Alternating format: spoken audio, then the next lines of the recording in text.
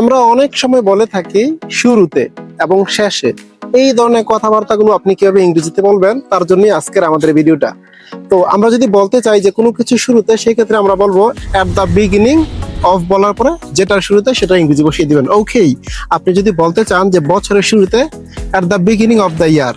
আপনি যদি বলতে চান যে মাসের শুরুতে, সেক্ষেত্রে ইংরেজিটা কি হবে? At the beginning of the month. আপনি যদি বলতে চান যে পার্টির শুরুতে, সেক্ষেত্রে ইংরেজিটা কি হবে? At the beginning of the party. আপনি যদি বলতে চান যে পার্টির শুরুতে আপনাদের সবাইকে আমি ধন্যবাদ দিতে চাই, সেক্ষেত্রে ইংরেজিতে কি হবে? At the beginning of the party I would like to thank you all. আপনি যদি বলতে চান যে মে মাসের শুরুতে নন্দিনী ইংল্যান্ড যাবে, সেই ক্ষেত্রে ইংরেজিটা কি হবে? At the beginning of May Nandini will go to England.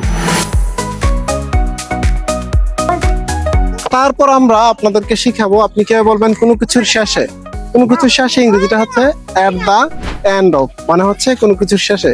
আপনি যদি বলতে চান যে প্রোগ্রামের শেষে, at the end of the programme. Okay, আপনি যদি বলতে চান যে ডিসেম্বরের শেষে, সেক্ষেত্রে ইংরেজিটা কি হবে? At the end of December. আপনি যদি বলতে চান যে পার্টির শেষে সবাই বাসায় চলে গেল, সেক্ষেত্রে ইংরেজিটা কি হবে? At the end of the party everybody went home. Okay, এরকম ধরনের মজার মজার আরো ভিডিও পেতে আমাদের পাশেই থাকুন, আমাদের চ্যানেলকে সাবস্ক্রাইব করে। এরকম চমৎকার ভাবে ঘরে বসে ইংরেজি শিখতে আজই অর্ডার করে ফেলুন আমাদের মনের মাঝে ইংলিশ বইটি।